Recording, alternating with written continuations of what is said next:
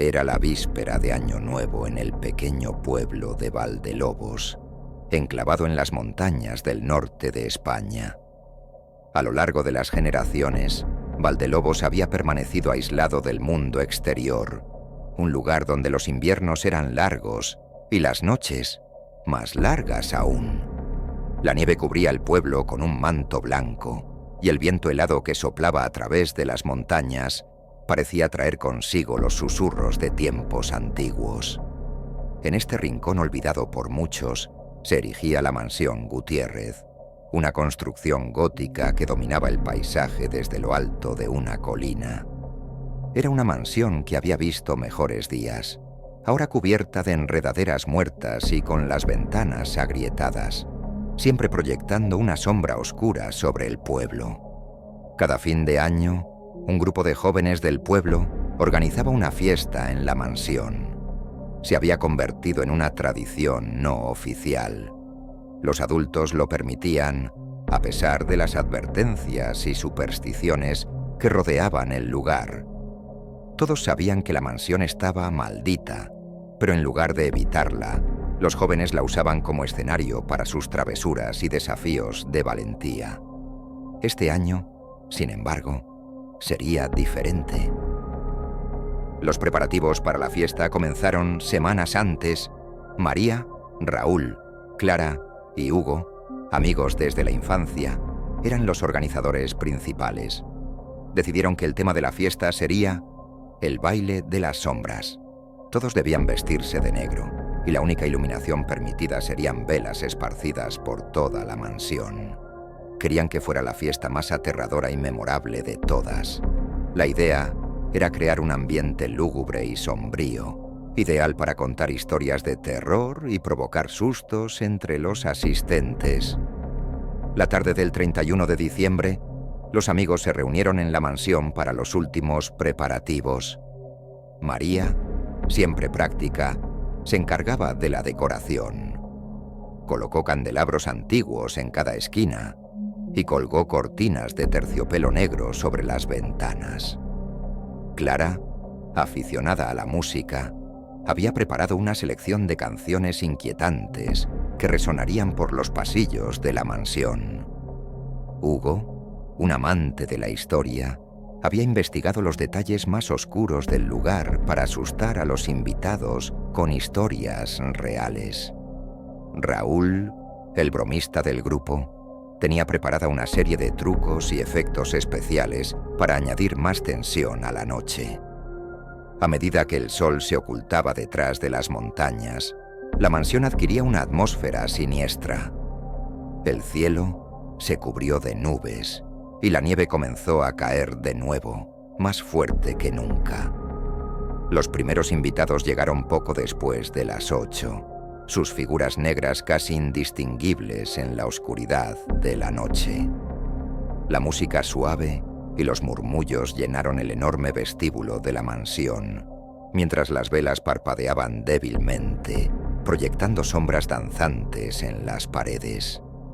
María observaba a los invitados desde el segundo piso, sintiendo un leve malestar que no podía explicar. A lo largo de los años, había escuchado muchas historias sobre la mansión, pero siempre las había descartado como simples leyendas. Sin embargo, esa noche, algo parecía estar fuera de lugar. Había una sensación en el aire, una presión que le oprimía el pecho, como si algo invisible la estuviera observando. Mientras los invitados se mezclaban y las primeras risas nerviosas llenaban el aire, María decidió distraerse y revisar la lista de invitados. Notó que Raúl aún no había aparecido, lo cual era extraño. Siempre era el primero en llegar y el último en irse. Decidió enviarle un mensaje, pero su teléfono no tenía señal, lo que tampoco era inusual en esa zona. Sin embargo, sintió una punzada de preocupación. Pasada la medianoche, cuando el ambiente se había vuelto más festivo y las historias de terror comenzaron a circular entre los invitados, la preocupación de María se convirtió en inquietud. Nadie había visto a Raúl desde hacía horas. Clara también estaba preocupada. Raúl no era del tipo que desapareciera sin avisar. Juntos, los amigos decidieron buscarlo en la mansión. Primero, revisaron las habitaciones del primer piso, pensando que tal vez se había escondido para preparar alguna broma. Luego, subieron al segundo piso, donde se encontraba la biblioteca, un lugar que Raúl adoraba por su atmósfera misteriosa. Pero no había rastro de él. Finalmente, se dirigieron al tercer piso, un área que siempre había sido evitada por la mayoría, incluso durante las fiestas. Allí, el aire estaba más frío y pesado, y las paredes estaban cubiertas de retratos antiguos de la familia Gutiérrez. Los ojos de los retratos parecían seguirlos mientras caminaban, lo que aumentaba su incomodidad. Después de buscar en todas las habitaciones del tercer piso, solo quedaba un lugar por revisar: el sótano. El sótano de la mansión Gutiérrez tenía una reputación particularmente siniestra.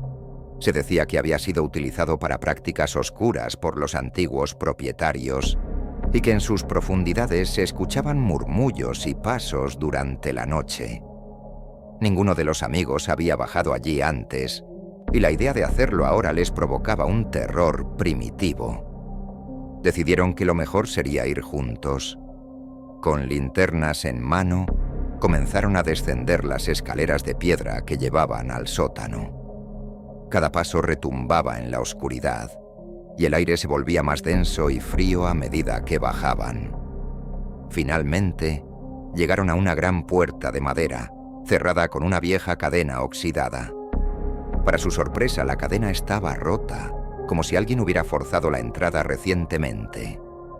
María tomó aire y empujó la puerta, que se abrió con un chirrido agudo. El interior del sótano era aún más oscuro de lo que habían imaginado. Las paredes estaban cubiertas de moho, y el suelo era de piedra desnuda, húmeda y resbaladiza. Al fondo, vislumbraron un débil resplandor de velas. Se acercaron lentamente, y lo que vieron los dejó helados. En el centro del sótano, Raúl estaba sentado en el suelo, dentro de un círculo de sal. Las velas rodeaban el círculo, y su luz parpadeante iluminaba su rostro, que parecía perdido en la penumbra. Sus ojos estaban en blanco, y su boca murmuraba palabras ininteligibles. Parecía estar en trance, ajeno a la presencia de sus amigos. «¡Raúl!», gritó María, pero él no respondió. Hugo intentó cruzar el círculo de sal para sacarlo, pero en cuanto lo hizo, un frío penetrante recorrió su cuerpo y lo detuvo en seco. Clara comenzó a llorar, asustada, mientras María intentaba encontrar una explicación racional a lo que estaban viendo. De repente, la voz de Raúl cambió. Ya no era la suya, sino una voz gutural y antigua, llena de maldad. Comenzó a hablar en un idioma que ninguno de ellos reconocía, y las velas parpadearon violentamente. La temperatura en el sótano cayó aún más, y un viento invisible comenzó a girar en torno al círculo de sal, levantando polvo y escombros.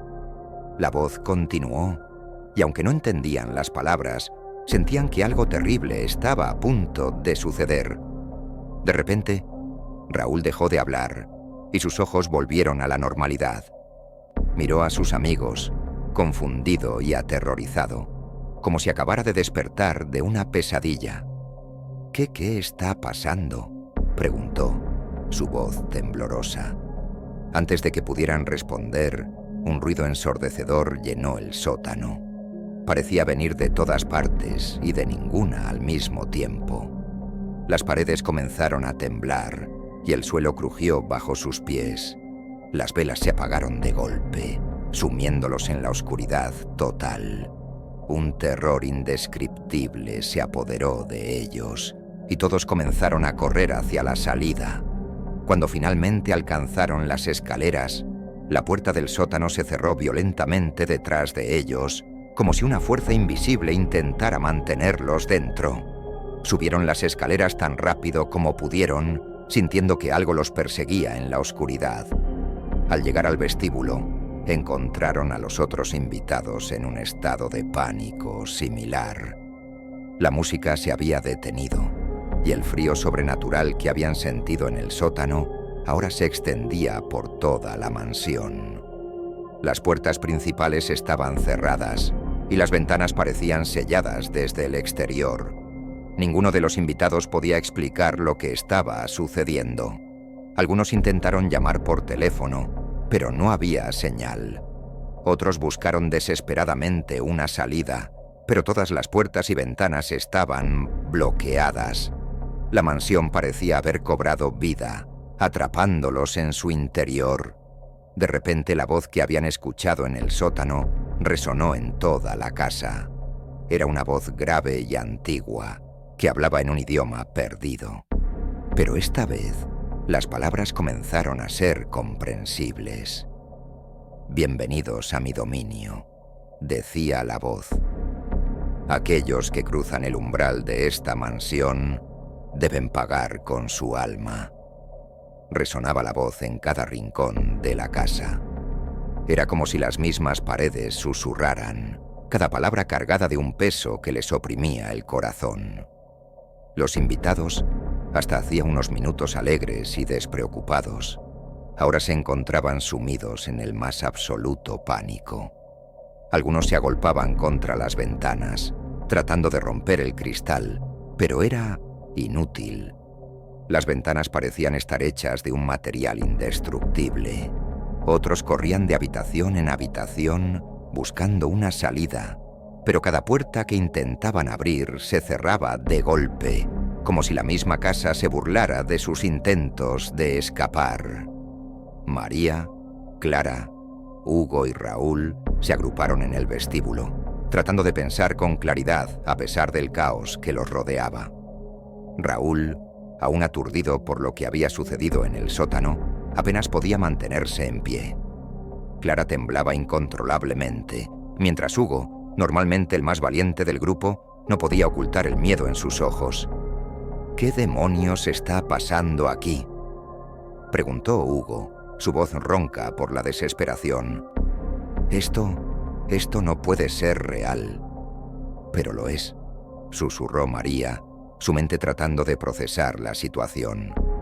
Recordó las historias que había escuchado de niña sobre la familia Gutiérrez y la maldición que supuestamente pesaba sobre la mansión.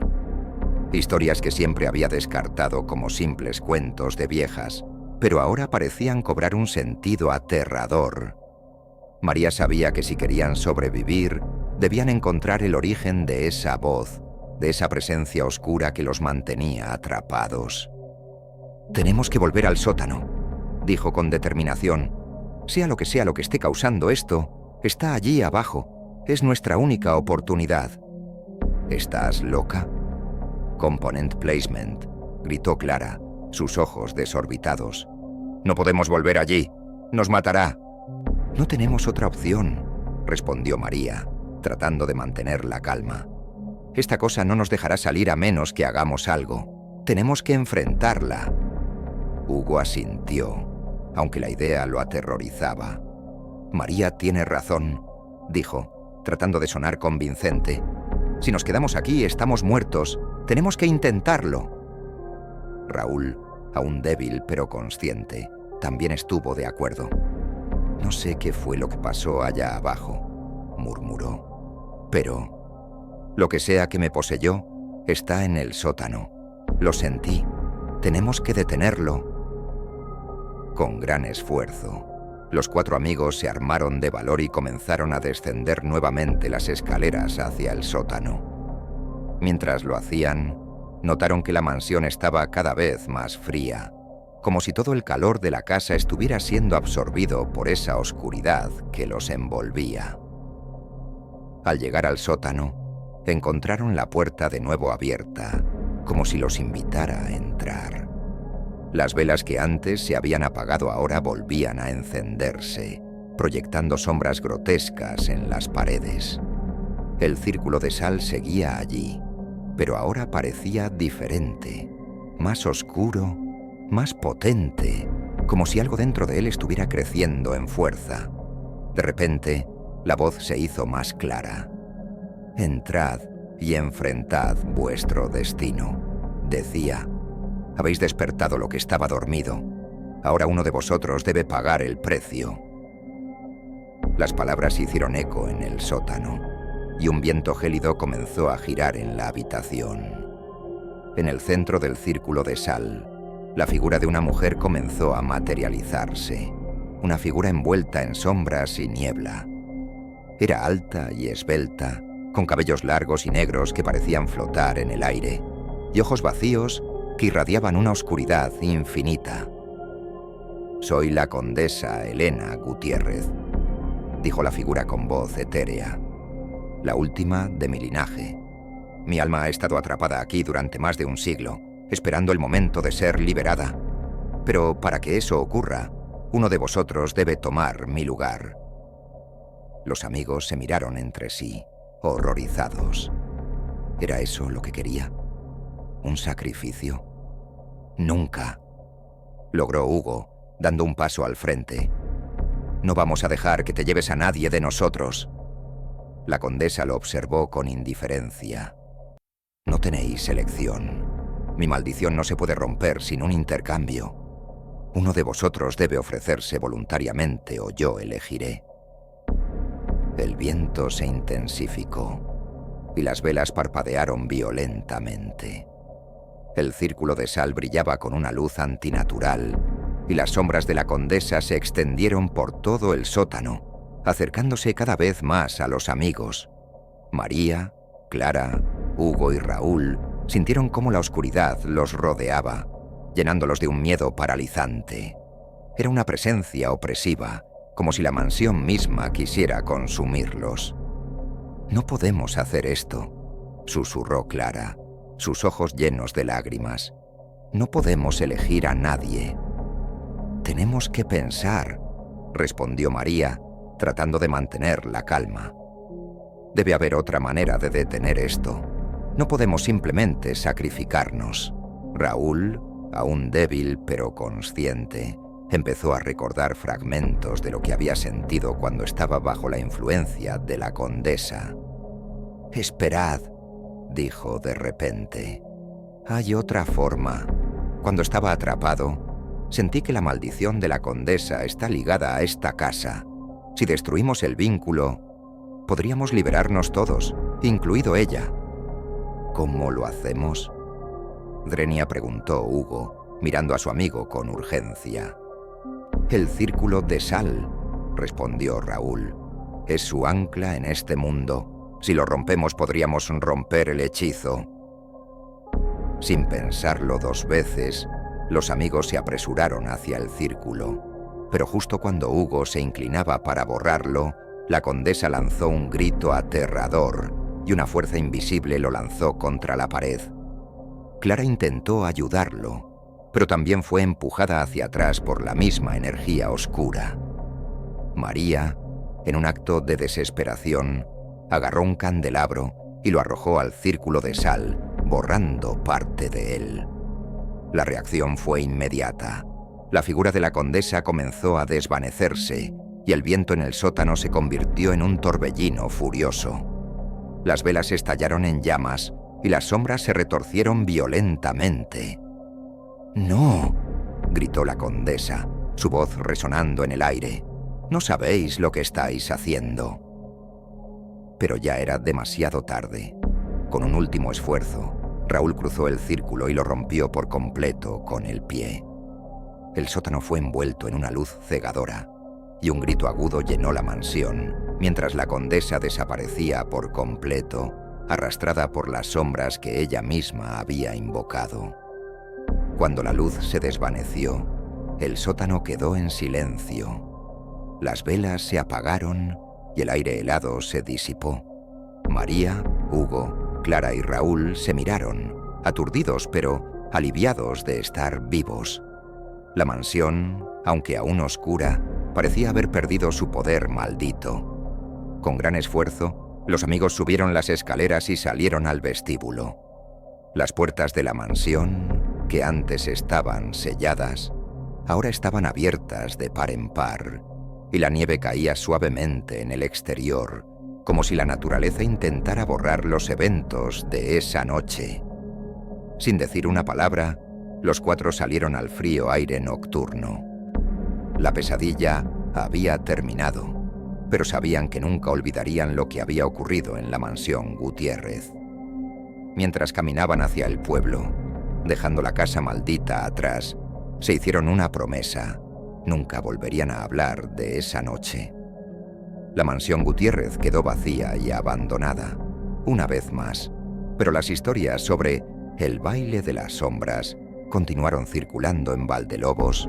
Algunos decían que en las noches más frías aún se podían escuchar los susurros de la condesa Elena, buscando una manera de regresar. Pero aquellos que sabían la verdad nunca volvieron a acercarse a la casa, conscientes de que, aunque la maldición había sido rota, algo oscuro siempre permanecería entre esas viejas paredes.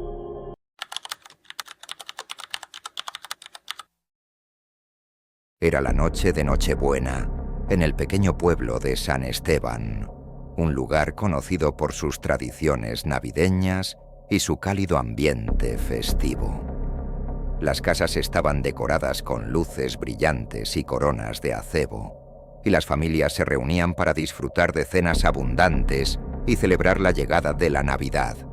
Sin embargo, en un rincón apartado del pueblo, en una antigua casa victoriana, se gestaba una celebración muy diferente.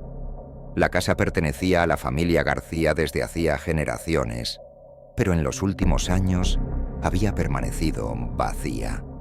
Se decía que estaba maldita, que nadie que pasara una noche allí salía sin haber visto o sentido algo extraño. Pero para Diego y sus amigos, era el lugar perfecto para organizar una fiesta de Nochebuena. Ellos no creían en supersticiones ni en fantasmas, y pensaban que las historias sobre la casa eran simples exageraciones de los ancianos del pueblo. Diego había regresado al pueblo para pasar las fiestas con su familia, y no tardó en reunir a sus amigos de la infancia, Laura, Jaime y Cristina. Decidieron que esa noche harían algo diferente, algo emocionante. Se colarían en la casa García y celebrarían allí su propia Nochebuena, con música, bebidas y, por supuesto, algunas historias de terror. Al caer la noche, los 4 amigos se reunieron frente a la casa. La nieve crujía bajo sus pies y el aire era helado, pero su entusiasmo los mantenía cálidos. La casa se erguía ante ellos, imponente y oscura, con sus ventanas cubiertas de polvo y la puerta principal entreabierta, como si los estuviera invitando a entrar. «Esto va a ser épico», dijo Diego, liderando al grupo hacia el interior. Laura, siempre la más valiente, lo siguió de cerca, con Jaime y Cristina algo más rezagados. Al entrar, el aire dentro de la casa estaba frío y denso, como si no hubiera sido habitada en siglos. El eco de sus pasos resonaba en las habitaciones vacías, y la luz de las linternas proyectaba sombras largas y deformes en las paredes. ¿Qué creéis que le pasó a la última familia que vivió aquí?, swinguieron Jaime con una sonrisa nerviosa mientras se sentaban en lo que alguna vez fue el salón principal. «Dicen que desaparecieron», respondió Laura, su tono medio burlón, medio serio. «La abuela de mi madre me contó que una noche, en plena Navidad, simplemente se esfumaron. Nadie sabe cómo ni por qué, pero desde entonces esta casa ha estado vacía». Cristina se estremeció. ¿Y nadie ha intentado averiguar lo que pasó? Algunos lo han intentado. Intervino Diego mientras sacaba una botella de vino de su mochila. Pero nadie ha encontrado nada. Solo una casa vacía y fría, como esta noche. Laura miró a su alrededor y notó un viejo piano cubierto de polvo en una esquina del salón. Se acercó a él, limpiando con la mano una capa de polvo de las teclas. «¿Alguien sabe tocar?», preguntó, aunque su tono era más de desafío que de curiosidad. Diego se encogió de hombros y Jaime negó con la cabeza. Cristina, que había estado callada, se levantó y se acercó al piano. «Yo puedo intentar algo», dijo con timidez. Se sentó en el viejo banco de madera y comenzó a tocar una melodía sencilla, una canción navideña que todos reconocieron. Las notas sonaron extrañas en ese lugar, como si el tiempo se hubiera detenido en el salón y solo la música pudiera traspasar las barreras de los años. Mientras Cristina tocaba, algo cambió en el ambiente. El aire parecía más pesado y el sonido del viento afuera se intensificó, como si golpeara con furia las paredes de la casa. Las luces de las linternas parpadearon y Jaime juraría que vio una sombra moverse en el pasillo que conducía al segundo piso. «¿Visteis eso?», preguntó en voz baja, deteniendo la conversación entre Diego y Laura. «Creo que alguien más está aquí». Los otros tres se quedaron en silencio, escuchando. Solo el sonido del piano llenaba la casa, pero había algo más, algo apenas perceptible, un murmullo suave, como si alguien estuviera susurrando en la oscuridad. De repente, Cristina dejó de tocar y el silencio cayó sobre el salón como una manta pesada. «¿Lo escuchasteis?», murmuró Cristina, su voz apenas audible. «¿El qué?», Drenia preguntó Diego, su tono desafiante, ya no tan fuerte. «La voz. Alguien me susurró algo mientras tocaba», dijo ella, mirando nerviosa hacia el pasillo oscuro. Laura se levantó, intentando mantener la compostura. «No nos dejemos asustar por la casa. Seguro que es solo el viento o la madera vieja crujiendo». Pero en el fondo, todos sabían que algo no estaba bien. La temperatura en la casa seguía descendiendo y la sensación de ser observados se hacía cada vez más intensa. Decidieron seguir con la fiesta para mantener el miedo a raya, pero el ambiente festivo había desaparecido. Encendieron unas velas para iluminar mejor la estancia y se sentaron en el suelo en un círculo, con las bebidas en mano. «Vale, ya que estamos aquí, ¿por qué no contamos algunas historias de miedo?», Drenia sugirió Diego, intentando romper la tensión. Jaime asintió, aunque su mirada seguía fija en la oscuridad del pasillo. «Buena idea, pero que sean historias de verdad, no tonterías inventadas». Laura comenzó a contar una historia sobre una leyenda local, algo sobre un espíritu que rondaba el bosque cercano. Sin embargo, a medida que hablaba, el murmullo volvió, más fuerte esta vez, y parecía provenir de todas partes, envolviéndolos. Las velas parpadearon de nuevo, y la llama de una de ellas se extinguió de repente. «¿Quién está ahí?», gritó Jaime, levantándose de un salto. Su voz resonó en la casa vacía, pero no hubo respuesta, solo el eco y el constante murmullo que ahora se hacía cada vez más claro. Diego se levantó y apuntó con la linterna hacia el pasillo. «Vamos a revisar. No pienso quedarme aquí sentado esperando a que algo nos ataque». Con el corazón en la garganta, los cuatro amigos comenzaron a caminar lentamente por la casa. El murmullo se hizo más fuerte a medida que avanzaban, como si una multitud invisible estuviera susurrando desde las paredes. Llegaron a la escalera que conducía al segundo piso y tras un breve intercambio de miradas, decidieron subir. Los escalones crujieron bajo sus pies y cada paso que daban parecía más difícil que el anterior, como si una fuerza invisible tratara de detenerlos.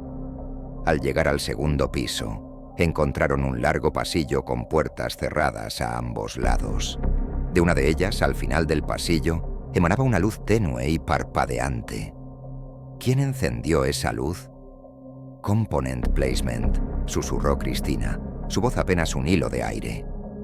«Nadie, al menos nadie de nosotros», respondió Diego en un tono grave. Con las manos temblorosas, se acercaron a la puerta iluminada. Diego extendió la mano hacia el pomo y lo giró lentamente. La puerta se abrió con un chirrido, revelando una habitación decorada para la Navidad, pero como congelada en el tiempo. Había un árbol de Navidad cubierto de polvo, con las luces apagadas, y una mesa con platos y copas dispuestos, como si alguien hubiera estado a punto de cenar. En el centro de la habitación, de espaldas a ellos, se encontraba una figura alta y delgada, vestida con ropas antiguas, como si fuera de otro siglo. La figura se movía lentamente, como si tarareara una canción infantil. El murmullo que habían escuchado todo el tiempo emanaba de ella. ¿Quién eres? Component Placement, logró preguntar Laura, su voz apenas un susurro. La figura se detuvo y giró lentamente la cabeza hacia ellos. Lo que vieron los dejó helados. No tenía rostro, solo una oscuridad profunda donde deberían estar los ojos, la nariz y la boca. Era como si la sombra de una persona hubiera tomado forma física. Es Navidad, siempre es Navidad, y siempre estoy sola, susurró la figura, y su voz era como el eco de cientos de voces, todas resonando al mismo tiempo. Venid, cenad conmigo, nunca os iréis, seréis mis invitados para siempre. Las luces en la habitación parpadearon violentamente, y de repente la figura comenzó a avanzar hacia ellos, lenta pero imparable. Gritando, los amigos retrocedieron, tropezando entre sí mientras trataban de salir de la habitación.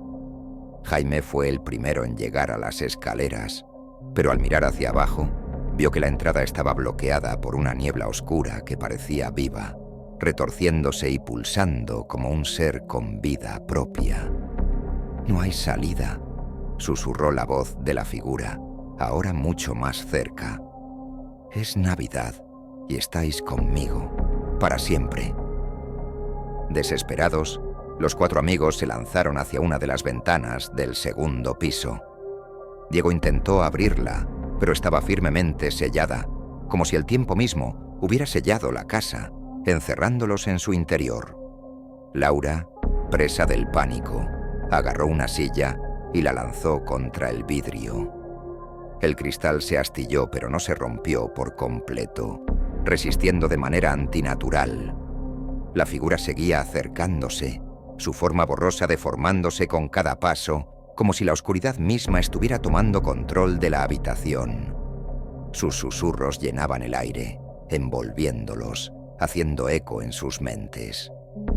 «Rápido, ayudadme», gruñía Diego, mientras volvía a golpear la ventana con la silla.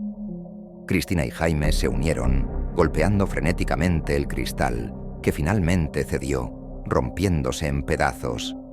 Un frío viento nocturno irrumpió en la habitación, trayendo consigo la nieve que caía en el exterior. «¡Salta!».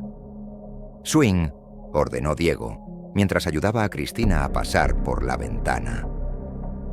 El segundo piso no estaba tan alto, pero la caída aún era considerable. Uno por uno, comenzaron a descender, temblando de miedo y frío. Sin embargo, justo cuando Diego se preparaba para saltar, sintió una mano fría y pegajosa en su hombro. Se giró y vio a la figura justo detrás de él, su rostro sin rasgos ahora muy cerca, tan cerca que podía sentir el aire helado que emanaba de su presencia. «No puedes irte, ninguno puede irse», swingó, y su voz resonó dentro de la cabeza de Diego como un eco oscuro y hueco. Con un grito desesperado, Diego se liberó de su agarre y saltó por la ventana, aterrizando en la nieve con un golpe sordo. A su alrededor, sus amigos jadeaban por el frío y el miedo, pero estaban a salvo, al menos por ahora. «¡Corre!», gritó Laura, y los 4 comenzaron a correr a través del jardín cubierto de nieve, hacia el pueblo. Detrás de ellos, la mansión parecía cobrar vida, con luces parpadeantes en las ventanas y sombras moviéndose en su interior. La voz de la figura aún resonaba en sus oídos, mezclándose con el viento que ahora soplaba con furia.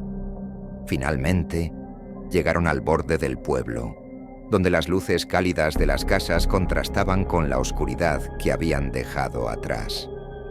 Exhaustos y temblorosos, se detuvieron, mirando hacia la distancia donde la mansión se erguía, ahora aparentemente quieta y tranquila. Desde el exterior, parecía una casa más, una reliquia del pasado, pero los cuatro sabían que dentro de esas paredes algo oscuro y terrible continuaba esperando. ¿Qué era eso?, susurró Jaime, aún con el corazón latiendo con fuerza. ¿Qué demonios era esa cosa? Nunca lo sabremos, respondió Diego, tratando de recobrar el aliento. Pero lo que sí sabemos es que no podemos volver allí, jamás. Y nadie más debería hacerlo, agregó Cristina, con la mirada fija en la casa a lo lejos. Tenemos que advertirles, debemos decirles a todos que esa casa es peligrosa, que algo o alguien sigue allí. Laura asintió, abrazándose para mantener el calor. Sí, pero ¿quién nos va a creer? Todos piensan que solo son historias, leyendas. Entonces, haremos que nos crean, dijo Diego con determinación. Tenemos que hacerlo. Esa noche, cuando regresaron al pueblo, se reunieron con las pocas personas que aún estaban despiertas, celebrando la Navidad. Trataron de contarles lo que habían visto, pero como temían, nadie les creyó. Solo les dijeron que estaban cansados, que era el frío y el vino hablando, y que lo mejor sería que descansaran. Sin embargo, Diego, Laura, Jaime y Cristina sabían lo que había sucedido.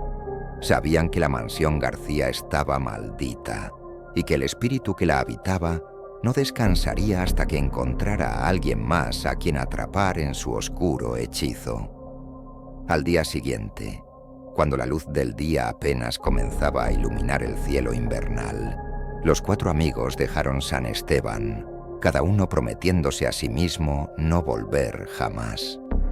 Pero en lo profundo de sus corazones, sabían que no podrían olvidar lo que había ocurrido esa noche. La sombra de la figura sin rostro los seguiría donde quiera que fueran, recordándoles siempre que algunas puertas nunca deben ser abiertas y que algunas historias de terror no son solo cuentos para asustar a los niños. La mansión García sigue en pie, oscura y vacía, esperando a sus próximos invitados. Y aunque el pueblo sigue celebrando cada Navidad como si nada hubiera cambiado, algunos aún recuerdan las advertencias de aquellos jóvenes. Pero cada año, en Nochebuena, las luces parpadean brevemente en las ventanas de la vieja casa, y aquellos que pasan por allí juran escuchar un murmullo suave, una invitación que proviene de lo más profundo de la oscuridad.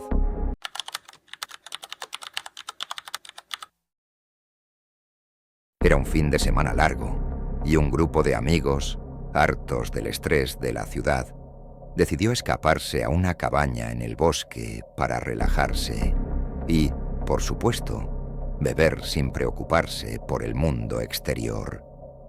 La cabaña pertenecía a la familia de Álvaro, uno de los amigos, y aunque estaba algo alejada y aislada, eso la hacía perfecta para lo que buscaban: desconexión total. El grupo estaba formado por 6 personas: Álvaro, el dueño de la cabaña; Marta, su novia desde hace años; Raúl, el mejor amigo de Álvaro y el bromista del grupo; Clara, la chica más extrovertida y siempre dispuesta a cualquier aventura; Andrés, un tipo tranquilo y reservado, pero siempre dispuesto a disfrutar de una buena noche con amigos; y finalmente, Silvia, la chica nueva del grupo, invitada por Marta, con quien había entablado amistad recientemente. Llegaron el viernes por la tarde, cuando el sol comenzaba a ponerse entre los árboles, bañando el bosque en tonos dorados y naranjas. La cabaña era rústica pero acogedora, con una chimenea grande y una sala de estar espaciosa donde planeaban pasar la mayor parte del tiempo. El ambiente era relajado, y la emoción por un fin de semana sin preocupaciones era palpable. Tras desempacar y explorar la cabaña, decidieron encender la chimenea y abrir las primeras botellas de vino y cervezas. Raúl, fiel a su estilo, ya había empezado con las bromas y los juegos para animar la noche. Se sentaron todos alrededor de la chimenea, con las bebidas en mano, disfrutando del calor y la compañía. Bueno, ¿y qué tal si empezamos con algo más emocionante? Drenia, dijo Clara con una sonrisa traviesa. ¿Qué tal un juego de verdad o reto? ¿En serio? ¿Verdad o reto? ¿No somos un poco mayores para eso? Se burló Raúl, pero enseguida levantó su botella. ¡Pero me apunto! Los demás rieron y estuvieron de acuerdo.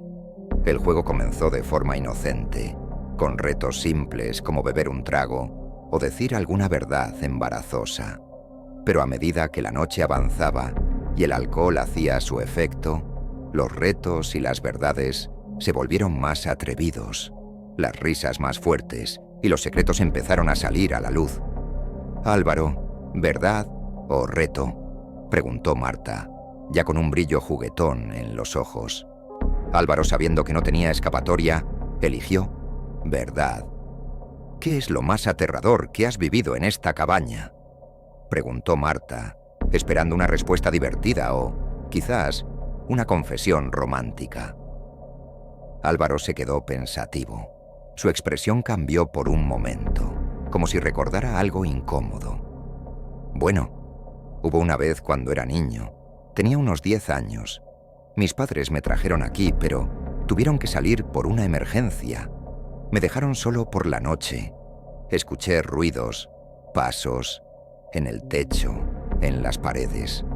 Estaba aterrorizado, pero cuando vinieron al día siguiente, no encontraron nada». «Vaya, eso sí que es aterrador», comentó Clara. «¿Y nunca supiste qué fue?»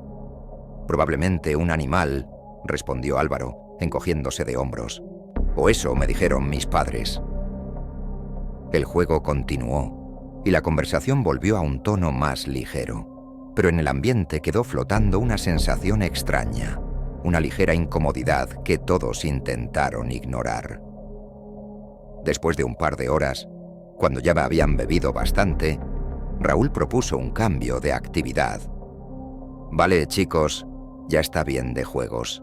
¿Qué os parece si salimos un rato fuera? Está claro que después de unas cuantas copas, lo mejor es un poco de aire fresco». Clara estuvo de acuerdo de inmediato. «Me parece perfecto. Además, quiero ver cómo se ve el bosque de noche. Seguro que es impresionante». Tomaron algunas chaquetas y salieron al exterior. La noche era fría y el cielo estaba despejado, permitiendo que las estrellas iluminaran tenuemente el bosque. Se aventuraron un poco más allá de la cabaña, caminando entre los árboles, riendo y bromeando. Después de un rato, decidieron regresar.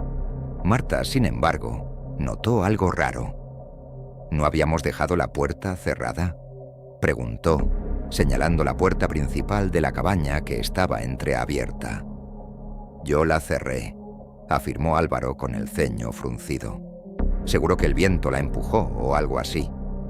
Aunque la explicación era lógica, todos sintieron un ligero escalofrío al entrar. Parecía que la cabaña estaba más fría que antes y la chimenea que había estado crepitando cuando salieron ahora estaba apagada. Algo no cuadraba, pero ninguno quería ser el primero en admitir que se sentía incómodo. Regresaron a la sala de estar y decidieron continuar bebiendo para quitarse la sensación de incomodidad. Clara, en su intento de animar el ambiente, sugirió poner música y bailar un poco. El grupo aceptó, y pronto la sala se llenó de risas y movimientos torpes al ritmo de las canciones. La tensión comenzó a disiparse, o al menos eso parecía. Silvia, la más reservada del grupo, se levantó en silencio y se dirigió a la cocina. Necesitaba un respiro de la algarabía y pensó en servirse un vaso de agua. Mientras estaba en la cocina, notó algo extraño en la ventana. Había huellas en el cristal, huellas de manos, como si alguien hubiera estado observando desde afuera. El corazón de Silvia comenzó a latir con fuerza. Retrocedió lentamente, pero antes de que pudiera hacer algo, sintió una presencia detrás de ella. Se giró rápidamente y encontró a Álvaro de pie en la entrada de la cocina, mirándola fijamente. «¿Todo bien, Silvia?», preguntó él, pero su tono no tenía la calidez habitual. Era más calculador. «Sí, solo me sentí un poco mareada. Necesitaba agua», respondió Silvia, tratando de sonar normal mientras sus ojos seguían fijos en las huellas de la ventana. Álvaro sonrió, pero era una sonrisa que no alcanzaba sus ojos. «Entiendo. A veces, la bebida puede hacer eso. Deberías descansar un poco». Silvia asintió, sintiendo un nudo en el estómago, y regresó a la sala con el grupo. Se sentó en silencio, observando a sus amigos, pero especialmente a Álvaro. Algo en él había cambiado, o tal vez siempre había estado ahí, y solo ahora ella comenzaba a notarlo. El ambiente en la cabaña volvió a tensarse sin razón aparente. Raúl, siempre el más perceptivo, notó que Silvia estaba inquieta y le preguntó en voz baja si todo estaba bien. Silvia le mencionó lo de las huellas en la ventana y lo raro que le había parecido Álvaro en la cocina. Raúl, aunque al principio lo tomó como una paranoia pasajera, decidió prestarle atención. Sabía que Silvia no era del tipo que se asusta fácilmente. Sin levantar sospechas, empezó a observar a Álvaro de cerca. Sus movimientos, su comportamiento, y algo en él realmente no cuadraba. A medida que la noche avanzaba, las conversaciones fueron decayendo y uno a uno los amigos comenzaron a irse a dormir.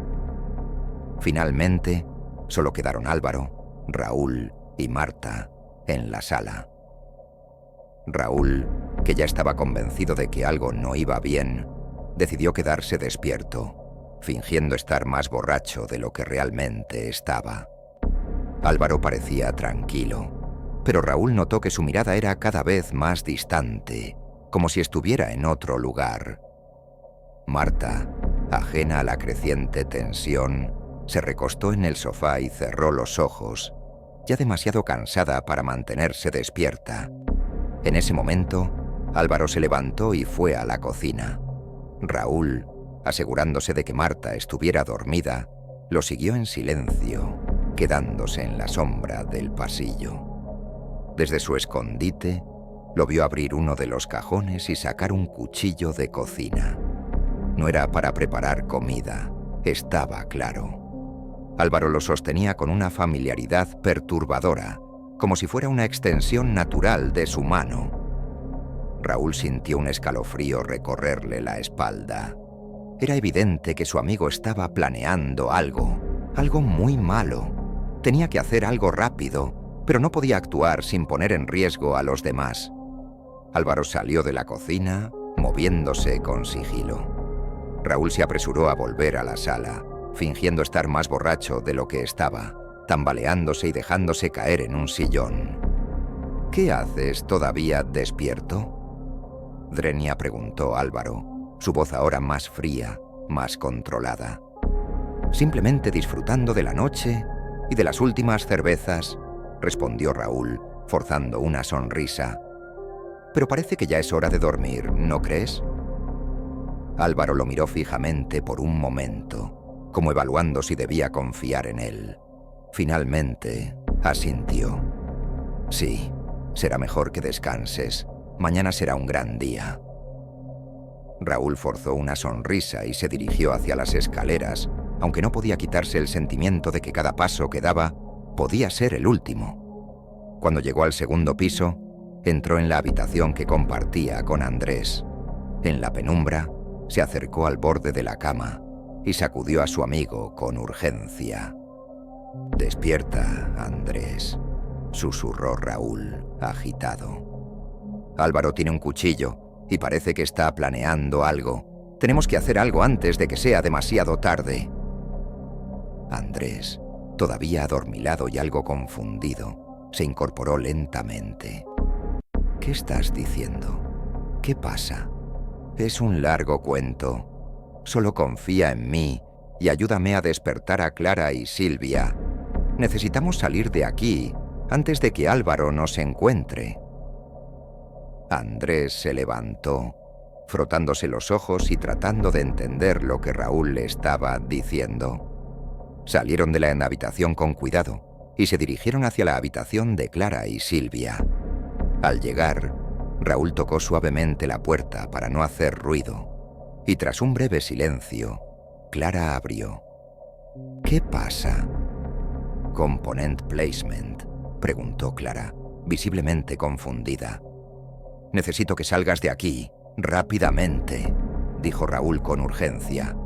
«Álvaro está actuando raro. No sabemos qué está planeando, pero lo mejor es que nos vayamos de esta casa ahora mismo». Clara se levantó, aturdida pero comprendiendo la seriedad en la voz de Raúl. Silvia, al ver el pánico en sus ojos, también se levantó rápidamente y juntas se dirigieron al pasillo. Mientras tanto, Andrés y Raúl aseguraron la puerta de la habitación para evitar que Álvaro entrara mientras ellos se preparaban. «¿Qué hacemos ahora?», preguntó Silvia, con los ojos llenos de miedo. «Vamos al coche», dijo Raúl. «Lo dejé estacionado cerca de la cabaña. Tenemos que ser rápidos». Se movieron en silencio, tratando de evitar hacer ruido. Mientras bajaban las escaleras, Raúl se asomó por la ventana de la sala y vio a Álvaro de pie en la cocina, claramente mirando en la dirección equivocada. La luz de la luna iluminaba parcialmente su rostro, mostrando una expresión inquietante. El grupo llegó al coche y comenzó a prepararse para salir. Andrés y Raúl revisaron que todo estuviera en orden, mientras Clara y Silvia se acomodaban en el asiento trasero, nerviosas y temblorosas. El motor del coche rugió cuando Raúl lo encendió y finalmente la sensación de alivio los invadió al escuchar el sonido del motor. Mientras Raúl maniobraba el coche fuera del estacionamiento, se giró para mirar a sus amigos.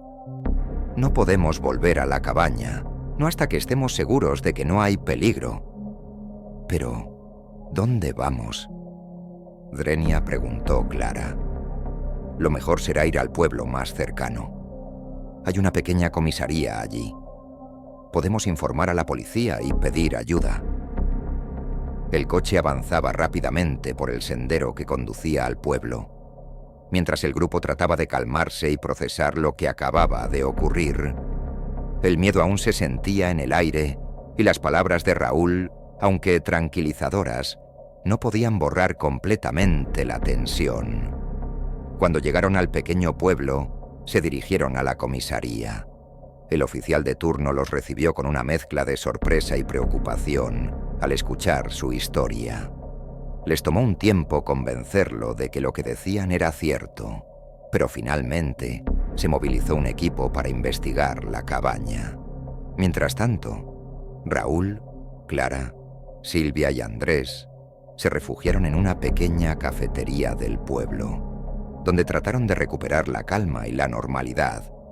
La conversación estaba llena de preguntas, sin respuesta, y especulaciones sobre lo que había sucedido. ¿Cómo pudo Álvaro convertirse en algo así? Drenia preguntó Clara, su voz temblando. «No lo sé», respondió Raúl. «Quizás siempre estuvo oculto bajo la superficie, la bebida, el aislamiento. Todo eso puede haber hecho que su verdadero yo saliera a la luz». Finalmente, después de lo que pareció una eternidad, los oficiales regresaron con noticias. La cabaña había sido registrada y no se encontró a Álvaro ni signos de violencia reciente, aparte del cuchillo que Raúl había visto. El oficial explicó que era posible que Álvaro se hubiera escapado antes de que llegaran, especialmente si estaba al tanto de que estaban buscando ayuda. La policía prometió seguir investigando, pero el grupo sabía que la noche había dejado una marca permanente en sus vidas. La cabaña en el bosque que antes era solo un refugio para escapar del estrés, ahora era un recordatorio escalofriante de la oscuridad que puede ocultarse detrás de una cara familiar. Los amigos finalmente se separaron, cada uno regresando a sus vidas, pero todos con una comprensión más profunda de los peligros que acechan bajo la superficie de lo cotidiano. La experiencia les había enseñado que la verdadera amenaza puede venir de los lugares y personas que menos esperas, y que a veces la realidad es más aterradora que cualquier historia que puedas imaginar. La cabaña en el bosque permaneció cerrada y deshabitada, un monumento silencioso a una noche de terror y traición. Mientras la vida seguía, el recuerdo de aquella noche seguía persiguiendo a los amigos, recordándoles que, incluso en los lugares más tranquilos, la oscuridad puede estar esperando su momento para emerger.